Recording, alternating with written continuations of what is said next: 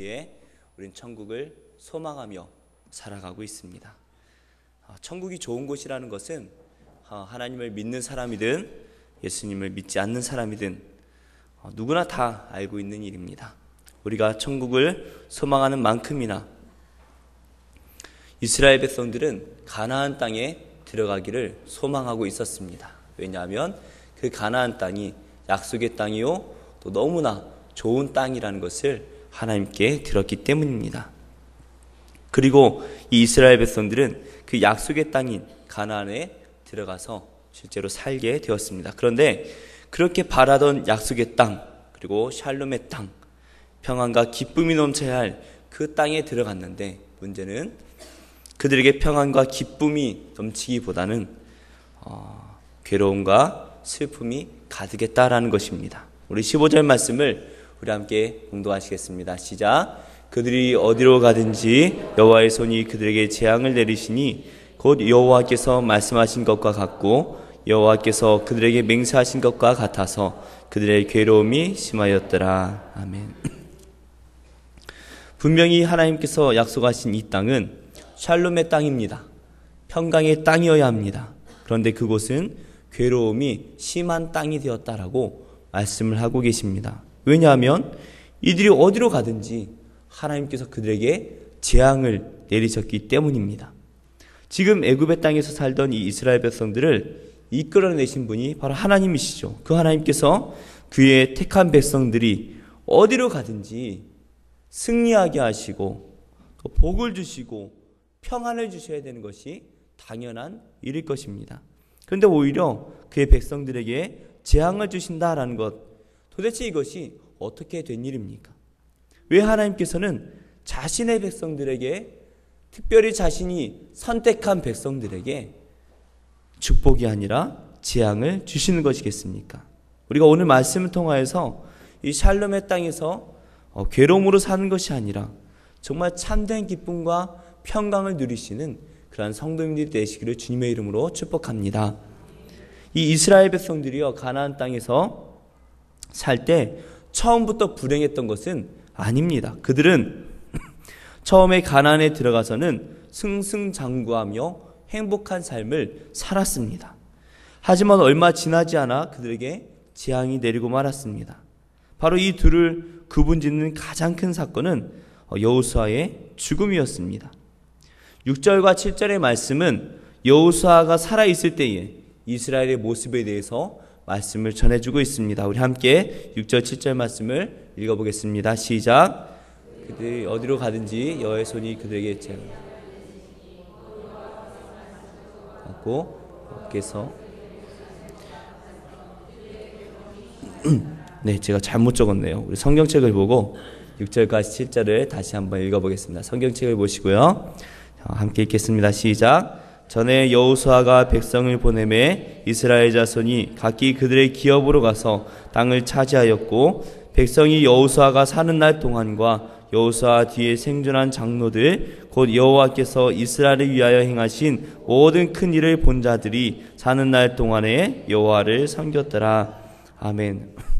오늘 말씀을 보니까요, 여호수아가 살아 생전에는 이 가나안 땅에서 이스라엘 백성들이 마땅히 살아야 할 그 삶의 모범대로 교과서적으로 모범적으로 삶을 살았다라는 것을 말씀해주고 있습니다. 여호수아는 백성들을 각기 그들의 기업으로 보냈습니다. 그런데 사실 이게 쉽게 생각하면 쉽게 생각해 보면 가나안의 좋은 땅으로 보내고 그냥 그것을 차지하기만 하면 된다. 우리가 이렇게 쉽게 생각할 수가 있겠죠. 하지만 우리가 조금만 더 생각을 해보면요, 이 현실이라는 눈을 통해서 그 상황을 이렇게 본다면요, 이건 보통 일이 아닌 것입니다. 이 가나안 백성들과 그냥 가서 그냥 그 깃발을 꽂아서 이거 내 땅 이렇게 해서 될 일이 아니라 그곳에 이미 살고 있는 가나안 백성들과 전쟁을 해야 한다라는 것입니다. 그들에게는 무기가 있죠. 그리고 지형에 대해서 너무나 잘 활용할 줄을 압니다. 그래서 우리가 지난주에 살펴봤듯이 그 언덕 위에 숨어버린 자들을 공격을 할 수가 없는 거예요. 어쩌면 이것이 말이 좋아 약속의 땅이죠. 실제로는 지금 이스라엘 백성들이 전쟁터 한가운데 지금 서 있는 것입니다. 하지만 그들이 믿음으로 약속의 땅에 나갔을 때 그들은 실제로 좋은 땅을 얻기도 하였습니다. 또 믿음이 없는 지파들은 오히려 내쫓김을 당하기도 하였습니다. 그러나 이 여호수아가 살아있는 동안만큼은 이 가나안의 주요한 지점들을 다 점령하였다라는 것입니다. 이스라엘 백성들 자체로는 전쟁의 경험도 없고 무기도 없었습니다. 하지만 이들이 승리할 수 있었던 이유는 바로 그들이 여호와를 섬겼기 때문이라고 말씀은 증거하고 있습니다. 이스라엘 백성들이 여호와 하나님을 잘 섬길 때는 승승장구했다라는 것입니다. 말 그대로 약속의 땅을 누리며 살고 있었다라는 것이죠. 이들은 먼저 여호수아라는 믿음의 장군이 있었고요. 이 여호수아의 명령에 따라 움직이기만 하면 그냥 승리를 이루었습니다. 여호수아 가라 그러면 가면 이기는 거예요. 그리고 이 여호수아뿐만이 아니라 그 여호수아와 함께 하나님의 놀라운 기적들을 체험하였던 그 장로들이 사는 동안도 여호와 하나님을 잘 섬겼었다라고 증거하고 있습니다. 물론 지금 이 여호수아와 또 그의 장로들 이들보다도 더 하나님을 가까이서 잘 체험했던 사람들이 있죠. 여호수아도 포함되겠지만 이 1세대들입니다. 출애굽 1세대들은 하나님의 놀라운 기적을 누구보다도 가까이 체험을 했습니다.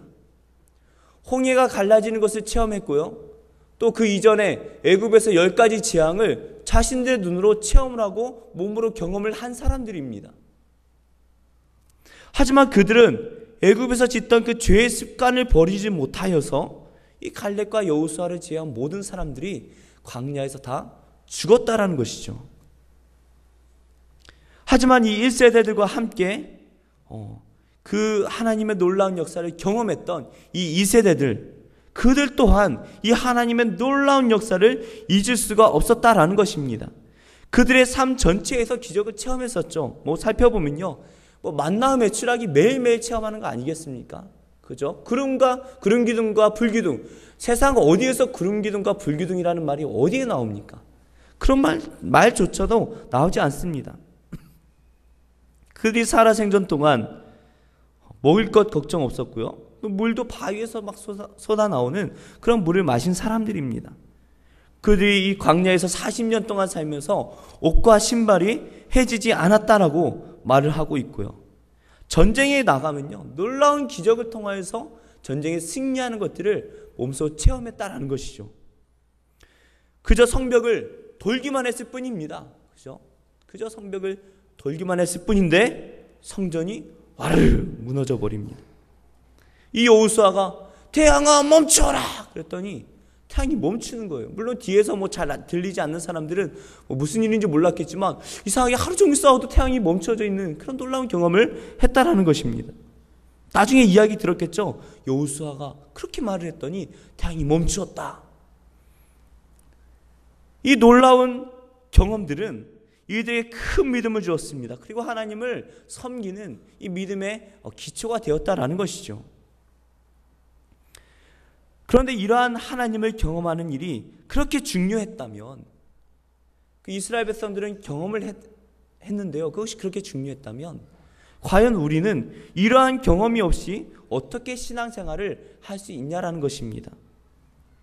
제가 2000년 전에 태어났다면 저는 아마 그 사도 요한처럼 살고 싶었던 것 같습니다. 그래서 이 사도 요한처럼 예수님 무릎 위에 누워보고 싶습니다.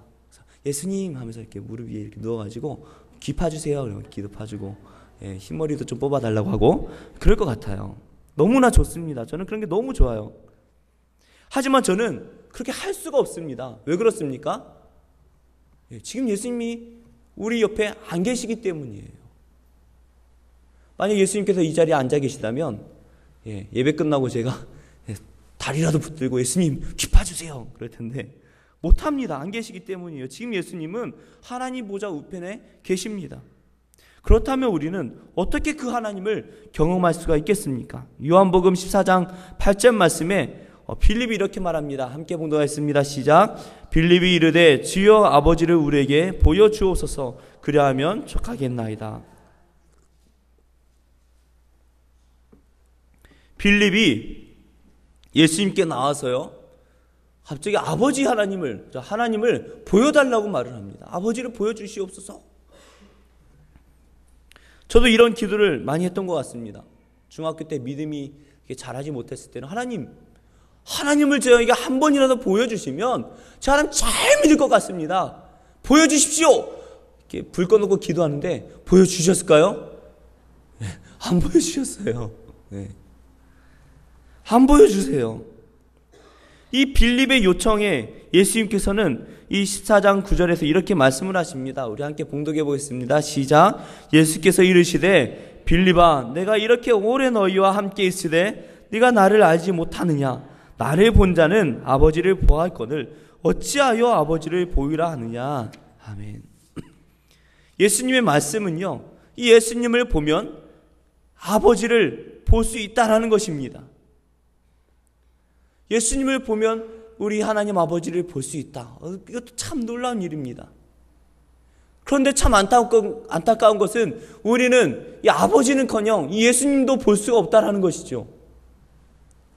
타임머신을 타고 2000년 전으로 돌아갈 수만 있다면 얼마나 좋겠습니까? 제가 그 성경 공부를 하면서 이런 말씀을 드렸어요. 제가 2천만 원을 들여서 타임머신을 타고 예수님께 갈 수 있다면, 여행을 갔다 올 수 있다면 저는 하고 싶습니다. 예, 제 전재산이 뭐 1억 이렇게 안 되니까 전재산을 털어서라도, 저 혼자는 좀 그렇고 가족을 다 데리고 갈 수 있다면 저는 하고 싶어요. 하고 싶어요. 성도님들은 어떠십니까? 하고 싶으세요? 네, 하고 싶으시죠. 저도 하고 싶어요. 뭐 성지순례도 못 가봤지만, 예수님 한 번이라도 볼 수 있다면, 예수님이 떼어주신 그 성찬을 맛볼 수만 있다면 가보고 싶어요. 하지만 우리는 아무리 거금을 드린다 할지라도 할 수가 없습니다. 그러면 우리는 어떻게 하나님을 바라볼 수가 있습니까? 그런데 예수님께서는 참 귀중한 말씀을 우리에게 주셨어요. 무슨 말입니까? 예수님께서 보혜사를 우리에게 보내주시겠다라고 약속을 주신 것입니다. 그리고 그 약속이 오순절 사건을 통해서 이미 우리에게 이루어진 줄로 믿습니다. 그러므로 우리 안에 성령님께서 계시다면 우리는 하나님을 눈으로 보는 것이 아니라 우리가 하나님 안에 거하는 것입니다. 이것은 눈으로 우리가 하나님을 보는 것과 비교할 수가 없는 놀라운 일인 것입니다. 그러므로 우리는 쉬지 말고 기도해야 됩니다. 기도함으로 늘 하나님과 교제하고 하나님 안에 거하는 것입니다.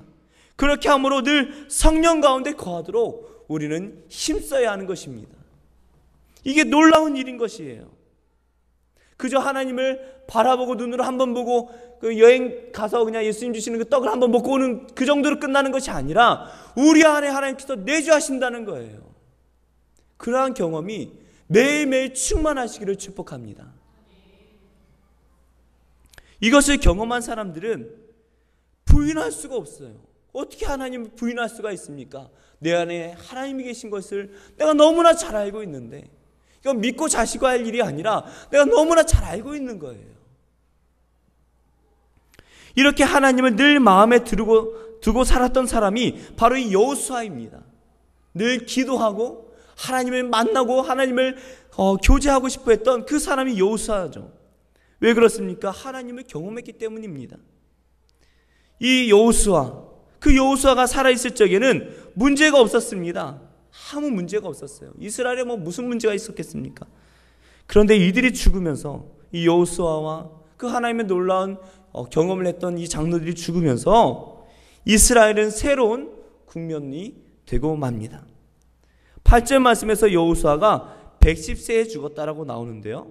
그리고 10절 말씀에서 그 세대의 사람들도 다 죽어버렸다고 그렇게 말씀이 나옵니다. 그리고 바로 이후에 11절 이후의 말씀을 살펴보면 이 샬롬의 땅, 이 평화의 땅에서 살아가는 이 하나님의 백성들이 살아가는 모습이 너무나 비참하다라는 것입니다.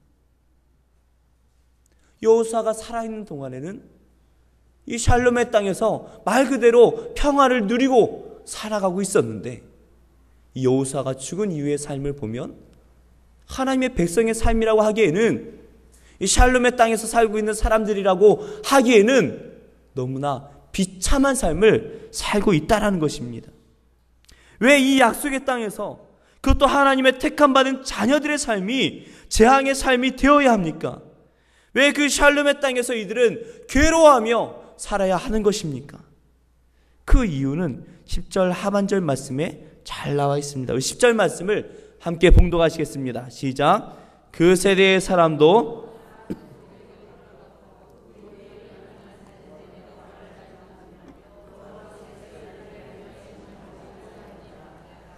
아멘. 이 한 절의 말씀 안에서 이 알지 못하였다라는 말을 두 번이나 강조하고 있습니다. 이 7절 말씀을 보시면요, 모든 일에 정말 형통함을 누렸던 이 사람들, 그 사람들은 누구입니까? 여호와께서 이스라엘을 위하여 행하신 모든 큰 일을 본 사람들이었습니다. 그런데 지금 재앙을 받는 이 사람들, 이 세대의 사람들을 보니까 하나님을 알지 못하는 자들이다 라고 말씀을 하고 있습니다. 하나님을 잘 섬기던 이스라엘 백성들이었는데 다음 세대가 되어버리니까 갑자기 하나님을 알지 못하는 그러한 백성으로 바뀌어 버립니다. 그 이유가 무엇이겠습니까? 바로 신앙의 전수가 제대로 되지 못하였다라는 것입니다. 하나님께서 그 율법들을 통하여서 끊임없이 말씀하신 것이 자녀들에게 가르치라는 것입니다. 출애굽의 역사를 가르치고 하나님의 살아계심을 가르치라고 수도 없이 말씀하셨습니다. 어디 가나 하나님의 말씀이 보이도록 붙여놓으라고 말씀을 하셨습니다. 그런데 이스라엘 백성들이 그 말씀대로 잘 하지 않았습니다. 이렇게 신앙생활이, 신앙교육이 제대로 되지 않았을 때에 하나님을 알지 못하는 것 너무나 당연한 일일 것입니다. 노벨 문학상을 수상한 작가인 알렉산더 솔제니친이라는 사람이 있습니다. 이 사람이 1983년에 공산주의가 지배하는 지역의 종교라는 책을 썼는데요. 이 책에서 이렇게 말을 합니다. 50년 전 내가 아직 어린아이였을 때 많은 사람이 러시아에 불어닥친 대재앙에 관해 다음과 같이 말하는 것을 들은 적이 있습니다. 사람들이 하나님을 잊어버린 것이 문제다. 이것이 우리가 이런 재앙을 당하는 이유이다. 그 이후 나는 러시아 혁명의 역사를 50년 이상 연구했습니다. 수백 권의 책을 읽었고 수백 권의 개인적 체험담과 전기를 읽었습니다. 더욱이 8권이나 되는 책을 손수 써서 이 문제를 파헤쳐 보기도 했습니다. 그럼에도 6천만 명이나 삼켜버린 무시무시한 혁명의 주요 원인이 무엇인가를 정확히 이야기해 보라고 묻는다면 나는 이전에 내가 어렸을 때 들었던 이야기보다 더 정확히 말할 수 없을 것입니다. 사람들이 하나님을 잊어버린 것이 문제입니다. 이것이 우리가 이런 재앙을 당한 이유입니다. 라고 말입니다. 이 솔제니친의 이야기는 러시아가 그렇게 멸망한 이유, 그 이유에 대해서 한마디로 정의하고 있습니다. 뭡니까? 사람들이 하나님을 잊어버렸다. 이것이 문제라는 것입니다. 이 솔제니친의 이야기는 어쩌면 한국 교회의 현실인지도 모르겠습니다. 이미 우리는 전 세계의 역사를 통하여서 다음 세대의 신앙이 제대로 전수되지 못한 결과가 어떤지, 우리는 영국과 미국을 통하여서 또 유럽의 많은 국가들을 통하여서 우리는 살펴보고 있습니다. 이러한 분위기가 지금 한국 교회에도 나타나고 있습니다. 지금 우리나라에는 교육에 큰 문제가 생겼습니다. 교회 교육뿐만이 아니라요, 이 공교육이라는 것이 다 무너져 버렸어요. 제가 대학원에서 공부할 때요, 이 공교육을 어떻게 살릴 수 있느냐, 이 질문, 이 교수님의 질문에 모든 학생들이 다 연구를 해왔습니다. 어떤 나라가 어떻게 했다, 어떤 나라가 어떻게 했다, 다 연구를 했는데요, 결과가 뭔지 아십니까? 살릴 수가 없다라는 것이에요.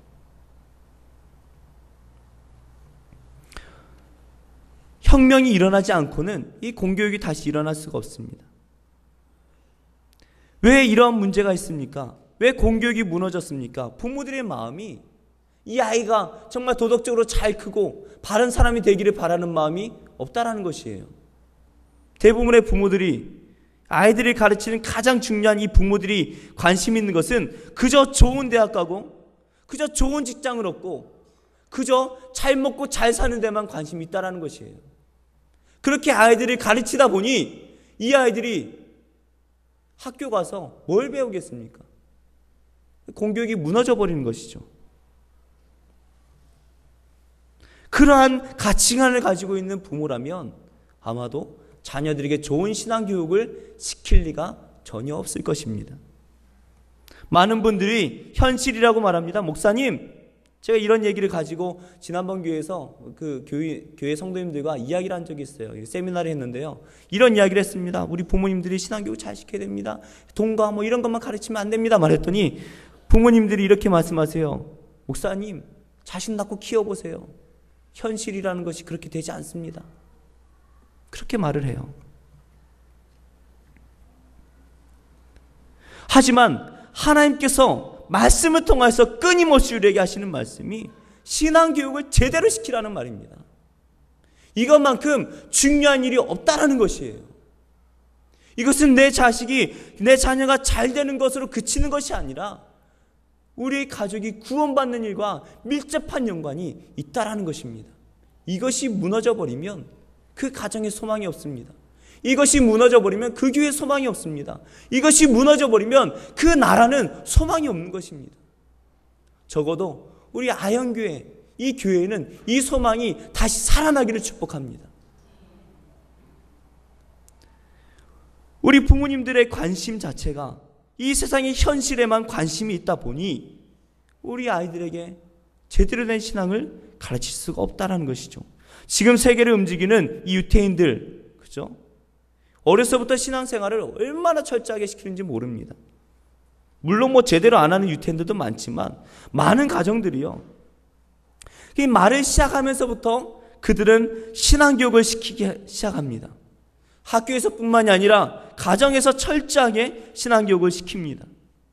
말씀을 외우는 것으로 그치는 것이 아니라 배우는 것으로 그치는 것이 아니라 삶의 모든 영역에서 하나님을 알게 그렇게 가르칩니다. 우리가 자녀들에게 하고 있는 신앙교육과는 너무나 많은 차이가 있습니다. 이렇게 신앙교육을 철저히 하지 않은 그 결과가 무엇입니까? 우리 11절 12절 말씀에 이 이스라엘의 타락한 모습이 너무나 분명하게 나타나고 있습니다. 우리 함께 봉독하시겠습니다. 이스라엘 자손이 여호와의 목전에 악을 행하여 바알들을 섬기며 애굽 땅에서 그들을 인도하여 내신 그들의 조상들의 하나님 여호와를 버리고 다른 신들 곧 그들의 주위에 있는 백성의 신들을 따라 그들에게 절하여 여호와를 진노하시게 하였으되, 이 이스라엘 백성들이 하나님 목전, 바로 하나님 보고 계신 그 눈앞에서 악을 행하였다라고 말씀을 하고 있습니다. 이들은 하나님을 버리고요, 우상숭배를 했습니다.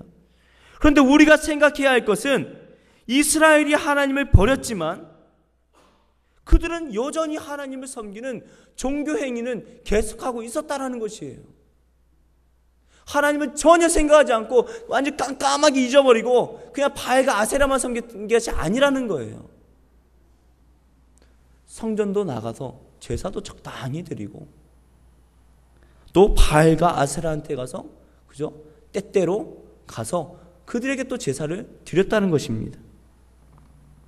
겉으로는 하나님을 섬기는 것처럼 보이지만 실제로는 그들의 중심에는 바알과 아세라를 섬겼다라는 것입니다.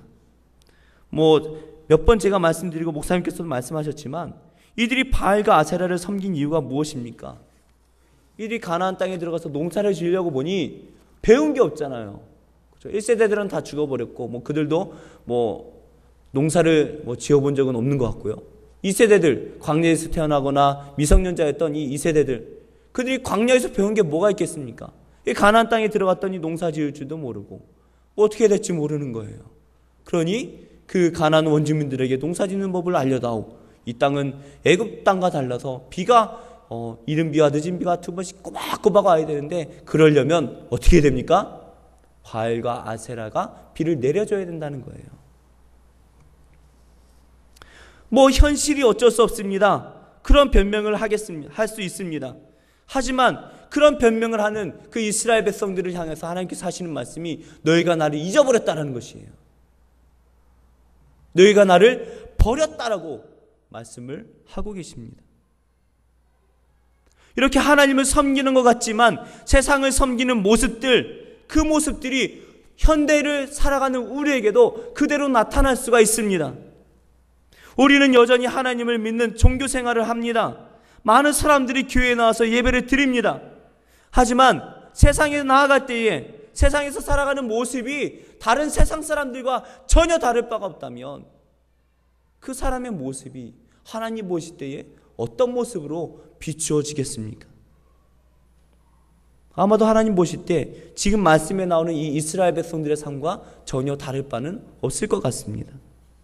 세상도 좋고 하나님도 좋고 하는 그러한 신앙은 절대로 있을 수가 없습니다. 우리는 이 둘 중에 하나를 선택해야 합니다.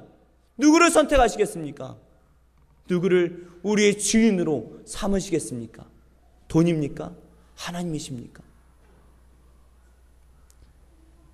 여전히 세상을 사랑했던, 세상과 타협하며 살았던 그 이스라엘 백성들을 향해서 하나님께서는 진노를 하십니다. 우리 14절 말씀을 함께 봉독하시겠습니다. 시작. 여호와께서 이스라엘에게 진노하사 노력하는 자의 손에 넘겨주사 그들이 노력을 당하게 하시며 또 주위에 있는 모든 대적의 손에 팔아넘기심에 그들이 다시는 대적을 당하지 못하였으며, 하나님께서 이 이스라엘 백성들에게 진노하세요. 지금까지 은혜를 베풀어 주신 것을 기억하지 못하는 이들에게, 은혜를 베풀어 준 그 하나님을 버리고 배반하였던 그 이스라엘 백성들에게 하나님은 진노를 하십니다. 어쩌면 이 진노는 당연한 결과일 것입니다. 그 결과 하나님께서는 자신의 자녀들을 노략자의 손에 다 넘겨버리십니다. 이 가나안 땅의 진짜 주인이 누구입니까? 이 가나안 땅의 진짜 주인이 누구입니까? 바로 이스라엘 백성들입니다. 하나님께서 이 이스라엘 백성들에게 평화롭게 살라고 샬롬의 땅으로 주신 것입니다. 그래서 이스라엘 백성들이 믿음으로 살 때는 그 땅을 다 주셨어요. 하지만 이 이스라엘 백성들이 타락했을 때에 하나님께서 뭐라고 말씀하십니까? 다시는 대적을 당하지 못하였다. 주변에서 이스라엘 백성들을 공격하는 대적들을 당하지 못하는 거예요. 그 대적들이 누구입니까? 하나님께서 다 쫓아버리라고, 죽여버리라고 말씀하셨는데 이 이스라엘 백성들이 적당히 타협해서 노예로 삼았던 그 사람들이 결국에 다시 반역을 일으키는 것이죠. 그런데 그것을 이기지 못하는 거예요. 무슨 말씀입니까? 노예로 삼은 자가 이 땅의 주인이 되어지고 이 땅의 주인은 노략질을 당하며 살게 되었다라는 것이죠. 이 모습은 오늘 우리가 먼저 살펴보았던 6절과 7절 말씀과는 너무나 상반된 말씀입니다. 우리는 이미 천국을 살고 있습니다. 믿으십니까? 우리는 천국을 살고 있는 존재들이에요. 죽어서 정말 참된 천국 가겠지만 이미 그 천국이 우리 가운데 임했어요. 만약 우리가 믿음으로 살아서 그 하나님을 믿고 의지하며 산다면 이것은 천국이 될 것입니다. 우리가 살아가는 삶이 천국의 삶이 될 것이에요. 여전히 척박한 땅입니다. 이 세상 만만치가 않아요. 현실은 어쩔 수가 없다고 말합니다. 그렇습니다. 어쩔 수 없을 만큼 너무나 힘이 듭니다. 그냥 사는 것이 아니라 전쟁이라고 말을 합니다. 고난의 길들이 너무나 많이 남아 있습니다. 그런다 할지라도 이 세상을 이기신 그 하나님께서 우리를 도우심으로 이 천국 가운데 우리가 평안한 삶을 살게 될 줄로 믿습니다. 하지만 우리가 하나님을 믿고 의지하는 것이 아니라 세상을 믿고 의지하며 살아갈 때에 우리는 이 세상에서, 이 천국에서 주인으로 살아가는 것이 아니라 이 세상 권세자들에게 노략질을 당하며 살게 된다라는 것입니다. 우리 15절 말씀을 함께 읽어보겠습니다. 시작. 그들이 어디로 가든지 여호와의 손이 그들에게 재앙을 내리시니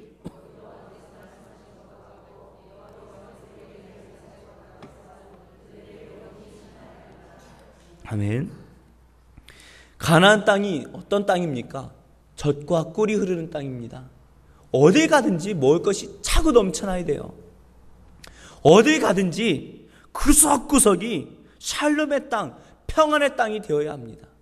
어느 누구도 가난한 사람이 있어서는 안 되고, 하나님의 말씀대로 온전히 살아갈 때에 어느 누구도 괴로운 마음은 있을 수가 없는 땅입니다. 하지만 이들이 사는 땅은 실제로 어땠습니까? 어딜 가든 하나님께서 그들에게 재앙을 내리셨습니다. 그리고 그들은 괴로움 속에서 살아야만 했습니다. 오늘 사사기 말씀은 이 이스라엘의 재앙의 원인이 뭐라고 말합니까? 바로 그들의 악 때문이다 라고 말씀을 하고 있습니다. 11절에 악을 행하였다라는 단어는요, 히브리어로 라라는 단어입니다. 이 라라는 단어는 동음이어예요. 두 가지 의미가 있어요. 첫 번째는 악이고 두 번째는 재앙이라는 의미를 둘 다 가지고 있습니다.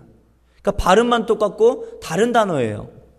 즉 사사기 저자는 이 이스라엘의 재앙, 이 라의 원인이 바로 악에서 비롯되었다라고 말씀하고 있는 것입니다. 우리가 이미 이루어진 천국 가운데 살아가면서 행복해야 됩니다. 기뻐야 합니다. 평안해야 합니다. 기쁨이 매일매일 넘쳐야 됩니다. 그래서 예수님께서 뭐라고 말씀하십니까? 항상 기뻐하라 라고 우리에게 말씀하셨습니다. 하지만 우리가 그렇게 살지 못할 때가 너무나 많습니다. 그 이유가 무엇일까요? 하나님이 변하셨기 때문입니까? 그렇지 않습니다. 세상이 변했습니까? 아닙니다. 세상은 여전히 우리를 괴롭힙니다.